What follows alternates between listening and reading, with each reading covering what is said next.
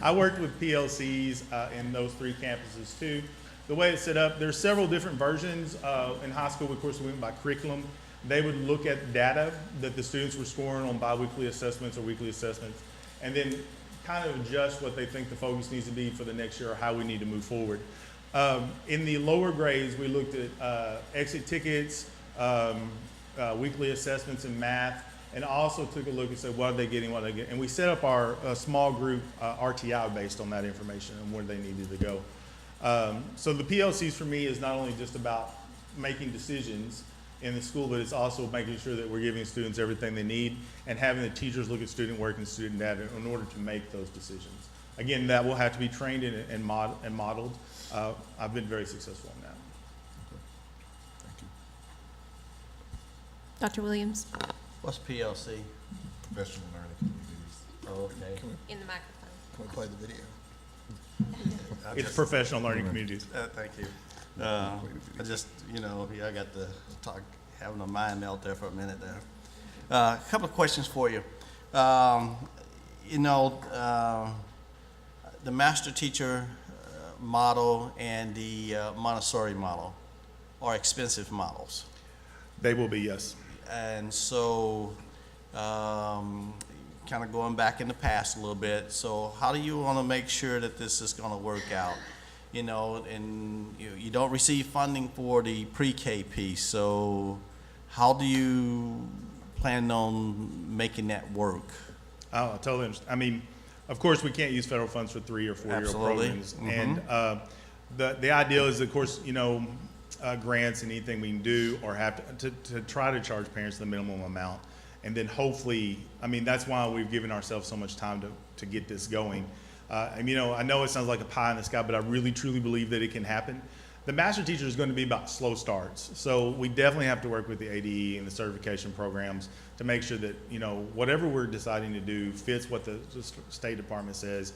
And even local colleges, we've kind of had passing conversations, not real depth conversations about what that would look like for a college and how that would work. They're kind of interested in the idea of paying the apprentice teacher or the student teacher to go to school. Mm-hmm. I've met with Arkansas Teacher Corps, and I'm going to have a discussion with the Arkansas Ethics about the same thing of getting teachers in there to work with master teachers. I think it's doable if you don't put all your eggs in one basket and try to make the first year everything.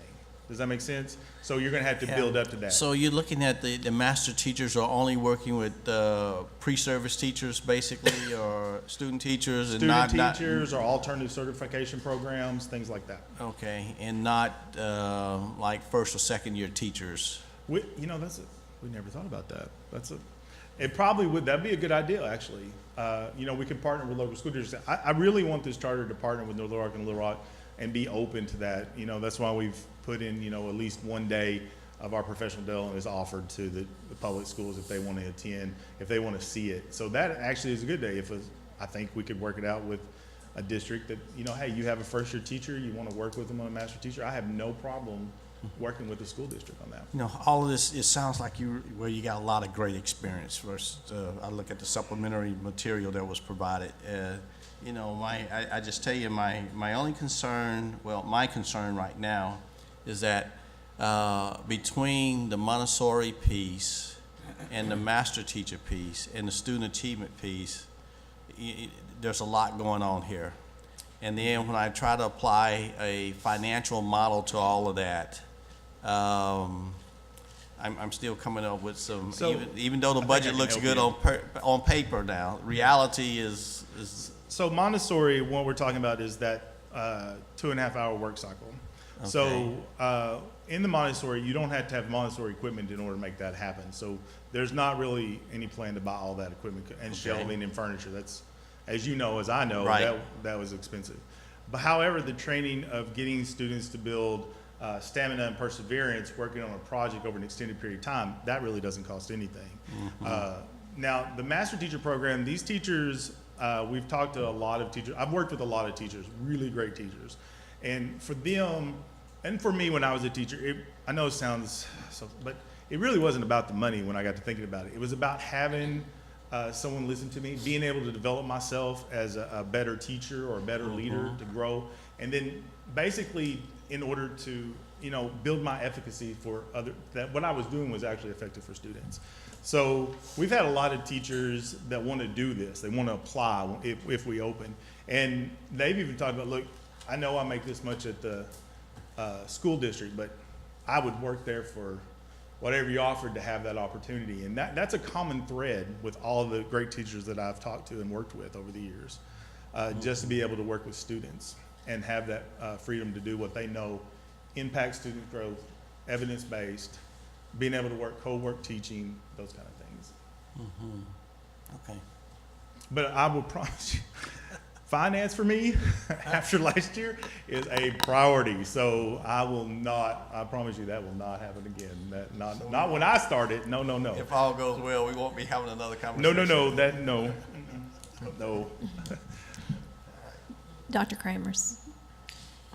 In the application, it talks about incorporating career readiness, career development throughout the application and the framework of your planning, which is wonderful, especially the lower grades, bringing in professionals. Number one, will there also be discussion of when the speaker comes in, they talk about a career field, that there will be discussion of what requirements it takes to prepare for that career. And then number two, when you lay out the framework for the career and technical education courses, several of those mentioned were not CTE courses, such as Driver's Ed and East Initiative. And then in the response, you did mention the Introduction to Business and Technology courses, keyboarding, but it didn't address the career pathways, to lay out the 9 courses that are the career and technical courses, and what pathways. So if you would respond. That is because I got stuck on that K-5, that first 5 years. In the waiver, we set out computer programming definitely to be one. Cybersecurity is another one. Of course, we want to build our own teachers too within the schools, so that introduction to teaching and that whole career pathway will be optional. The Marriott and Holiday Inn and they're really interested in hospitality and helping in that area, and they have a big demand for it currently right now. And then with the construction, that's where I'm going to have to lean on the ADE. What does that look like in a classroom? They have to get their basics. They have to get their credits. Do we put, like internships into place in order to have that work? What does that look like for a junior or a senior? There's that area for me. I can have the career pathways. I did that at CPA. But that other extra part where they're training them to enter the workforce or enter college with above average pay at a specialist, not just what we call a grunt, I guess. What does that look like, in conjunction with all the requirements? And honestly, that's, I didn't get a chance to meet with your predecessor on that, but I would love to sit down and talk to you, because I know that it's doable. I just need assistance in making sure it's done right. And that will be important for the career and technical. We do have trade and industry pathways, and Yes. it does include construction, and there is apprenticeship. So I think that will be critical to collaborate on those career pathways. Absolutely. And plastic tech was also, we kind of went back and forth on some ideas too, but definitely I need to sit down with you at some point. Or my team and I need to sit down with you and your team. Panel, do you have additional application questions? Okay, come back to Dr. Hernandez, says he does.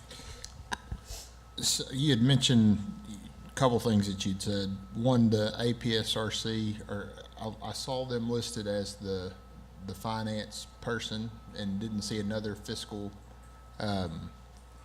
entity. So are they going to be completely running the books, or are they going to be consultants? Well, at the time I knew what APSOC charged, so I could put a solid number in there. Okay. Of course, we have to do the request for proposals and all that thing, and we'll look for it at that. They would, if they get that, then they would definitely take care of at Rockbridge, like they did at Rockbridge. It will be debits and credits, payroll, those kind of things, invoices. One of the things I liked is I got to meet with them weekly, so we got to review them, and I definitely want to keep that up because that was very informative for me as a superintendent. At the same time, we have a person that will now focus, and you'll know why, that focus on HR, making sure background checks are done, making sure all those things are in place, that we're following the law, those kind of things. And that's the JD that's on the team. So you'll be contracting out basically? Basically, for yes. Fiscal services, okay. Since we're starting and funds are limited, I just felt like that would probably be the best, since I already know what the expense will be solid, and I can budget for that. And you mentioned your team, and that was another question that I had, is that, looking at your staffing spreadsheet, noticed that in year one and year two, there seemed to be a lot of administrative cost, a lot of administrative positions, so upwards of 30% of your teaching staff were in administrators. And so was just curious about the reason and the thought in having, in the school of this size in the beginning, having Right. 4 and 5 different administrative type positions. So that's gonna be a mistake on my part, because I thought it was like, at the end, in year one, in like the first year of planning, no one may be getting paid, which is fine, because we all have jobs. In year two, again, without a grant, no one's getting paid. In year three, the pay will be based on the number of students. We can't just say someone's gonna get paid this much and not how many students we get. Does that make sense? So your intention, like just reading out the list, is superintendent, director of academics instruction, director of human resources, and director of operations in the first year, and then the 5th year having a director of special projects and enrichment. So if I'm understanding you correctly, you may not have all of those Year positions. three, based on the number of students, we may just have a superintendent or principal and a really good registrar. Okay. But, others too in place to make sure that we're doing what we're supposed to. Okay.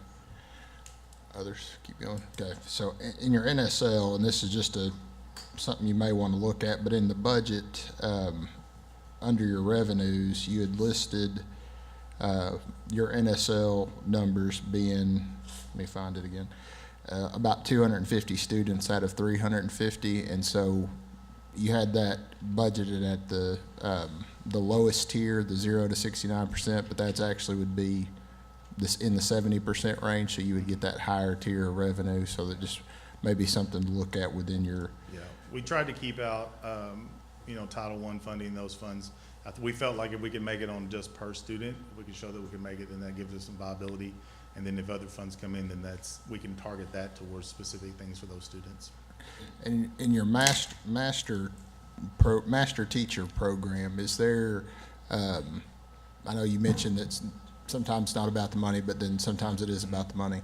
And so will there be additional responsibilities outside of the normal school day for master teachers and training where will there be expectations or plan to compensate that way, or? If they work anywhere outside what their normal contracted hours are, we will compensate, of course. The 4-in-1 day on the Friday where those things are happening, there's also people coming in like PE and art to free up teachers, and the master teachers will probably be leads on the PLCs, and that'll give them time to do that. Plus, if you're doing project-based learning, if you're working with tinkering labs, that requires a lot of planning, especially if you're going to tie it to standards to make sure it all fits and goes with the curriculum. So they need that extra planning time. We're hoping when we looked at a regular day what that would look like, and we've done some mock schedules of times to make sure that the students are getting their seat time, which that's not what it's called, but you know what I mean. Making sure they're getting it, and then how that looks for planning with teachers, so that they don't have to do anything after day. Now, we are going to be asking them, Fall Fest, come to a ball game 1 or 2 if you can, but we're trying to keep them within the scope of what we're asking them to do, and the leadership would be within that. Now, if we have to put a position like an EL position, that would definitely be a stipend to make sure that they're being compensated.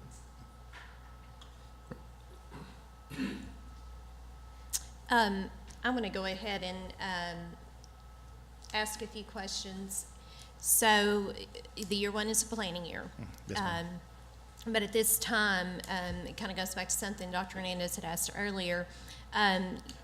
You don't have any revenue coming in, is that correct? So That at is this correct. time, you haven't secured any grants or any funding? Right, because you have to get approved. Okay. And I think the question I would have is just with your, part of it is with your teacher training program. That first year, your plan is to find and train master teachers. Yeah, within that first year. So the first year, we might not be able to do apprentice teachership. We're trying to shoot for, you know what I mean? Because we want to have the best teachers. And when we meet Sure. with colleges, what does that look like? Like, what do you want out of your people? What does it need? If we talk to the Arkansas Teacher Corps or somebody like that.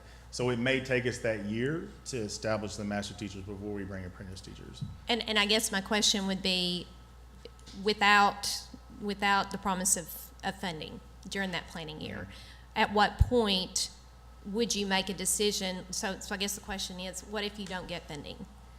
Well, we've mentioned that to them, that if we don't get a grant, they're willing to meet with us on afternoons and Saturdays and Sundays. Who is they? The master teachers, if they apply. I mean, we all have jobs outside of this, so right now, you know, we're focused on that. Like, my focus is on Exalt. These kind of things are happening on evenings and weekends when school's not involved. It's similar for other people too. We're willing to put in the work, whatever it takes. Okay. Now, building funding and that, I'm sure that'll be fine. We'll be able to locate a building. I've talked to people, so. And then that's my second question, though. Again, as a panel approving an application, when, you know, right now it's we think we'll get it, and this is what we'll do. I think it's just more of that, at what point, if you don't, do you then are not able to do the planning, not able to move forward, and then what does that do to the application? So I think that I would just voice that I do have some concerns about that, because then that leads into the curriculum. I'm looking at your slide on your curriculum, and you talked about a lot of different things. You do have, you know, specifically, you've talked about the Engage New York and Open Up Math curriculum. Yes, ma'am. But outside of that, there's very little detail on curriculum. And you've talked about the Montessori approach, explicit instruction, hands-on history, but I think, again, that goes back to, you know, having a planning year is great, but having a planning year with no funding, no facility, you know, even the most dedicated people wanting to do on their own, that's a big, big ask. And the kind of curriculum, even just the Engage New York, and that doesn't even touch the science of reading and the curriculum there. That would be a very big ask and a very big task to try to get people trained up to start a school year, especially then again without a guaranteed funding. So I think that is just something that I would kind of leave out there as part of consideration. I understand. Dr. Owa, did you have any follow-up questions? Just one on training. You discussed the teacher training, but I'm curious to hear what training would you provide the building leaders, the educational leaders, to ensure that they're prepared or have the capacity to support the educators who are in the classrooms as they support and educate our students. So what type of leadership training and support would you, or have you prepared or thought about providing? Yeah, I've had the benefit of being really well trained in a lot of things. It takes time, mentoring. The leadership team has had many years of experience and have trained in several different programs. I'm very familiar with Engage New York. I mean, I've taught it. I've actually mentored and coached teachers to teach it. It does take time. There's a lot of reading, a lot of planning involved in knowing your students' data. Science of reading, you know, the options for us are really like, will we be able to get everybody in trained in science of reading? You know, we have a couple of teachers that want to work that have masters in reading, are doing it now, are running through the RISE program. So the thing for a leader, though, I believe, is that, in my experience, people that we're the kind of people that always reach out for learning. That's the way we've done it. And you know, we're heavily trained in coaching, standards. Most of us have 1 or 2 masters, especially masters in curriculum instruction and building level leadership. Like I said, we've been working on this plan for 12 years. We've thought over and over, what does that look like? We've had people committed to us for that long of a period, teachers, that would meet with us on weekends and let's say, well, what does this look like? What does that look like? You know, and they're willing to go. Now I can't, you know, back to Dr. Pfeiffer's question, I can't promise that everybody's going to work for free. That's crazy. However, for the leader training, it really comes down to can you coach an adult? When do you know that they're working? When do you step in and say, okay, we're gonna do this? Or when do you become a collaborator? Also, are you familiar with the curriculum? Do you understand that curriculum? Do you understand the standards?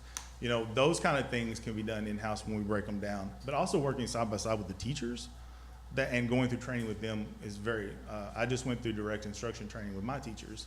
It was very beneficial for me as a leader to understand how that program works, what it looks like. So when I go into a classroom to give teacher support, I know how to support them where they need help, and if there's any resources, where to get them. So I think that's a little vague for you. It is. Yeah.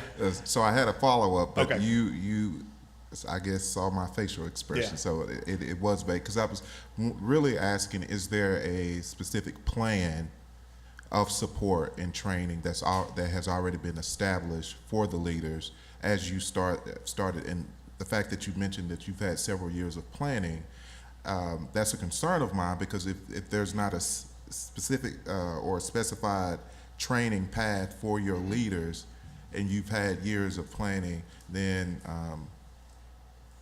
like I said, that's just a concern. So if Well, you're not when we're able to, planning, instead of and we're talking about, I'll give you science of reading, kind of, right? And so when I was in the Little Rock School District, we had a sort of similar, we did words their way, heavy phonetic awareness, they moved from whole language. So in our planning sessions, a lot of the leaders have said, okay, well, I need this. So I went to college for a couple of semesters in reading, just to have that background and help me become a better reading leader. It's kind of hard to explain, but over the 12 years, we've taken a lot. I joined the Little Rock Writing Project. I became nationally board certified. All these things in order to become a better leader, and that's what the other leaders have done. Now, when we get new leaders, the mentoring process that is established by the ADE is definitely going to be in place using the standards. So, for instance, I went through test training. I was judged under that rubric. I also for teachers.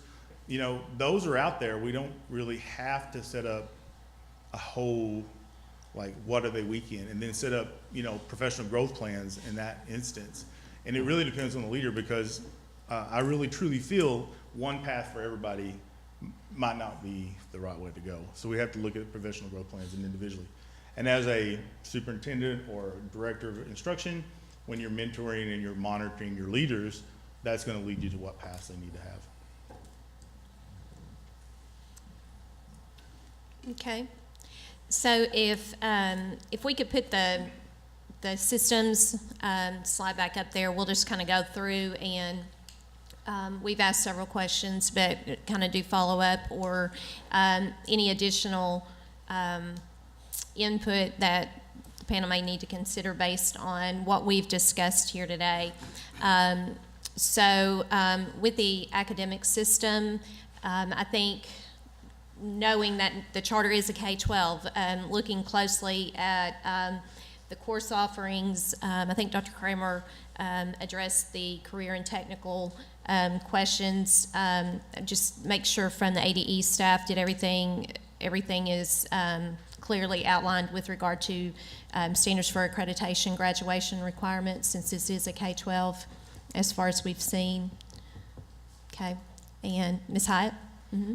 So this falls into academics, but regarding their plan for physical education, my understanding is they are providing it. It's just being provided in kind of a chunk in one part of the school year and not the entire year. So did I get that right? Okay. So they are going to need waivers in order to do that, because the law and the rules say 40 minutes per week.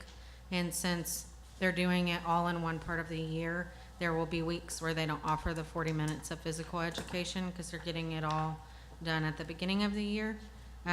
So there are waivers and academic waivers that they would need to accomplish that.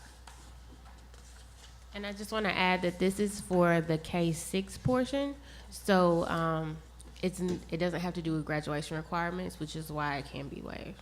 Okay, but then the actual PE for the secondary 9-12 graduation requirement would be taught in accordance with required graduation credits, or, okay. So, I can tell you what the waivers are and just have them confirm if that's okay.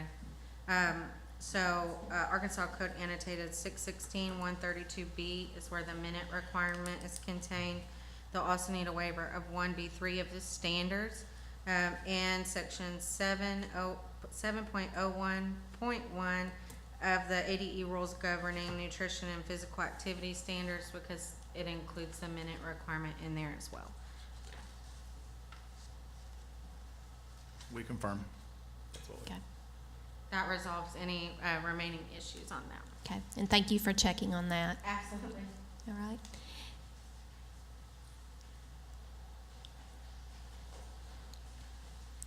Ms. Kaufman. We have one academic question that's a two-parter. On page 16 of 80 in the application with ADE review, the applicant provides very specific performance goals, and so we were interested in the data utilized to inform those specific performance goals, and then how school performance would be monitored throughout the year, not just with the summative assessment. And you said page 16 of that 80-page Yes, ma'am. application? Okay. Do you have access to that, Mr. Felton? Yes. Okay.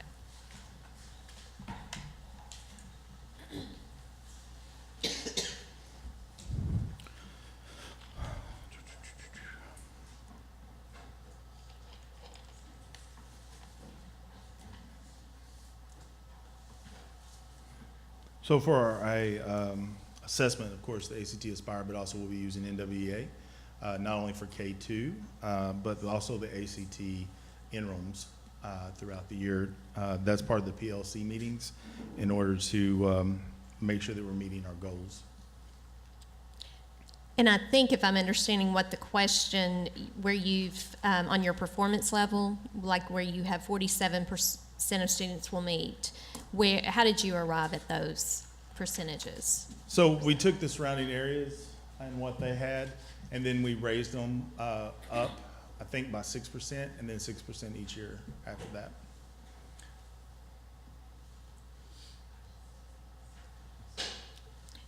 So to clarify then, 47% of students will meet standards, and I'm assuming you're saying a readiness or Yes, ma'am. a readiness level. Is that 47% after the first year, or is that after, at what point is that 47%? It says it's at the end of year 2023. Okay. Hopefully it's higher.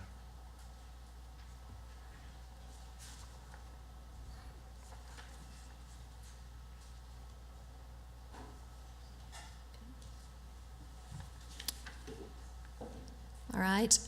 Also on the academics, we've talked about the science of reading, we've talked about teacher training, and I want to verify that since you're talking about an opening in the 2021 school year, clarification on the point at which all of our teachers have to, especially at the elementary level, have to have demonstrate the proficiency in the science of reading. Is that the fall or the beginning of the 2021 year or the 21-22 school year?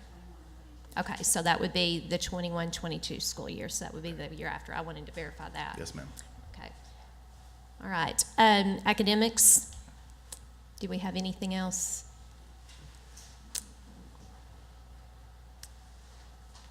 Just to follow up on what you just said. Okay, is and go ahead there- and state your name again for I'm the sorry, record. I'm Sadie Shepard, I'm from Learning Services. Just to clarify, is there a plan for the teachers to meet that requirement in the Right to Read Act in their plan? And the second question is, it looks to me like the plan is for the teachers to write their own curriculum, and they've given them 3 weeks to do that. And I need maybe some clarification about what they're going to use, what resources, or just a plan. It seems very vague. Okay. Mr. Felton? So for the 3 weeks, that curriculum is based on things that are not already set in place. So for direct instruction, there's levels based on data on when you start for the intervention. There are also in engaging year, the curriculum is pretty much set out or whatever we choose. So but what we're talking about is that 4-to-1, making sure that their project-based learning and what they're asking the children to do to show proficiency matches with the standards of Arkansas State and what we're supposed to teach. That also includes looking at the new science standards, any other standards outside that, like library and media. Are we reaching our GT kids that are that? Are we, you know, doing those things? So that 3 weeks is basically for those curriculums, and not the whole 3 weeks, but those that are not coming with already a curriculum map or a year-long plan.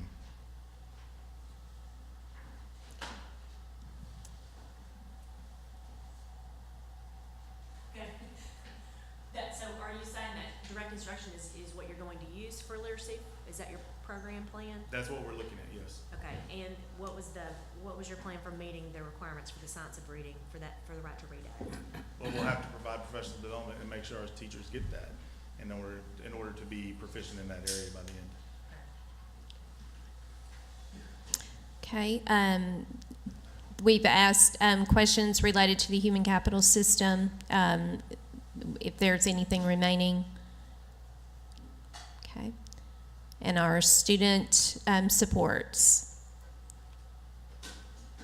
No concerns. Stakeholder communications, family and community engagement. Okay. District operations and fiscal governance.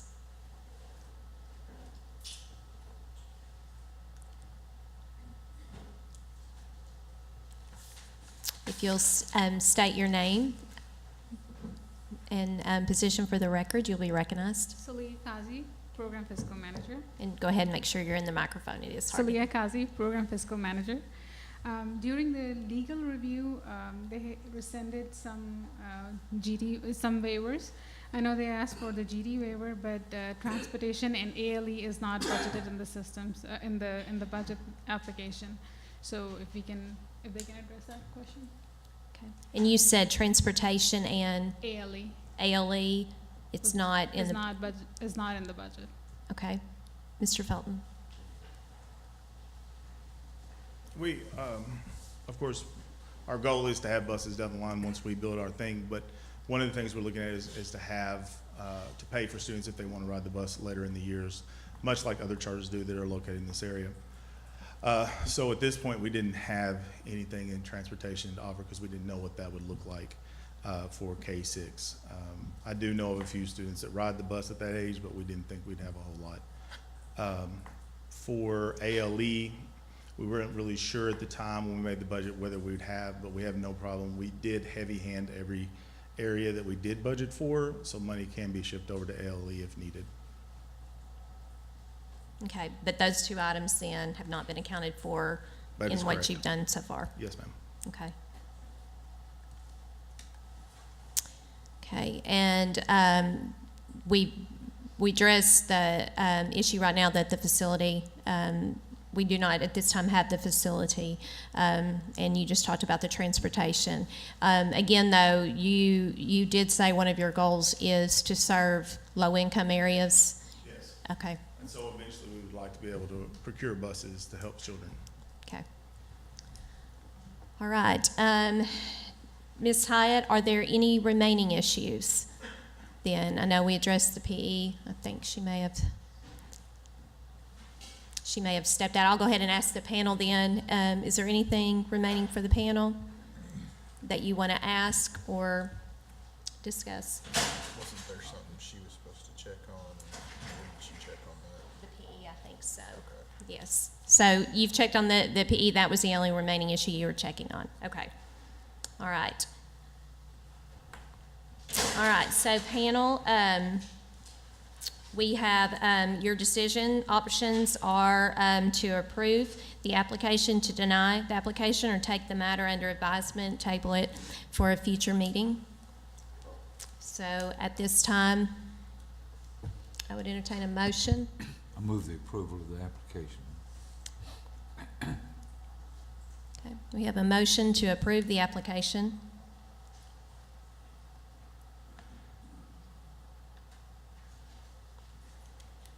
A second. Okay, so we have a motion and a second to approve the application. All those in favor say aye. Aye. Opposed? I'd say no. Nay. Okay, then the nays have it. We have 3 nays, and So the motion did not pass. You know, just a comment here. I struggle with with supporting this, knowing that there's probably a year in which the possibility, I got budgetary concerns are still, they're just there for now. But I also struggle with approving it and knowing that there's I call it a 0 year, in which we're basically saying that that if you don't raise the money, the teachers are expected to work for free. And I'm not quite sure. I understand the both sides, but that's not what I was saying. A lot of the grants that we're available for cannot be applied for until you're approved. I understand that, yeah. So, we would never ask anybody to work for free. Yeah, but the budget is the really. It is a concern, yes. Yes.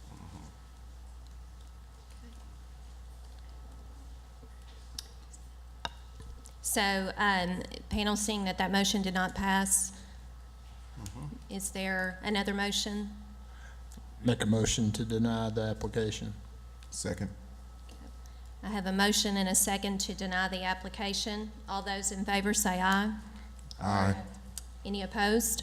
No. Okay. No. The motion passes that the application is denied. So panel, I will ask you at this time to record your responses in the online form.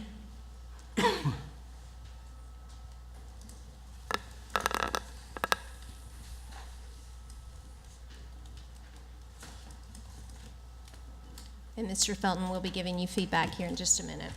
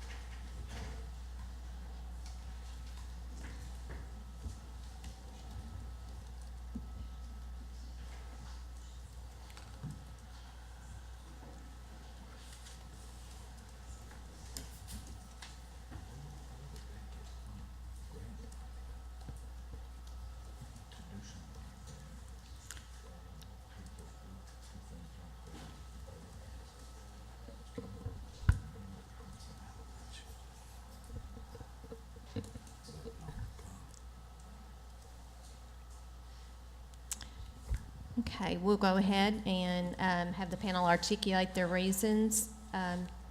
Dr. Hernandez? I made the motion. I feel like there's some additional planning that needs to be done in terms of academic programs, facilities, staffing, and finances. I think the time will allow the applicant to return with the defined application next year. Dr. Kramers?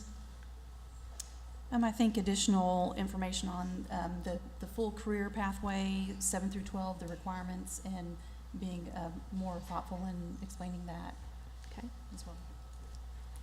Dr. Owa? Voted to deny the application because I felt like there are still some unanswered questions about the curriculum preparation and offerings, educator support and development, and budgetary items. So the additional planning and development in those above mentioned areas are still needed. Dr. Williams? Support the notion to deny. There are still several unanswered questions regarding the curriculum and budget. More planning would be appropriate. And Mr. Wilson? I voted against the motion to deny the application. I would have preferred some sort of middle ground, perhaps with additional time to firm up some of the financial questions that have been properly raised. I do have confidence in Mr. Felton, and that has a large bearing in my vote, having known his work previously, and I think he's got a master's degree in public school finance from Rockbridge, with the help of you all. Thank you. And Mr. Felton, thank you for your time, and we hope that this feedback is helpful. Okay, thank you. So at this time, we're going to break for lunch.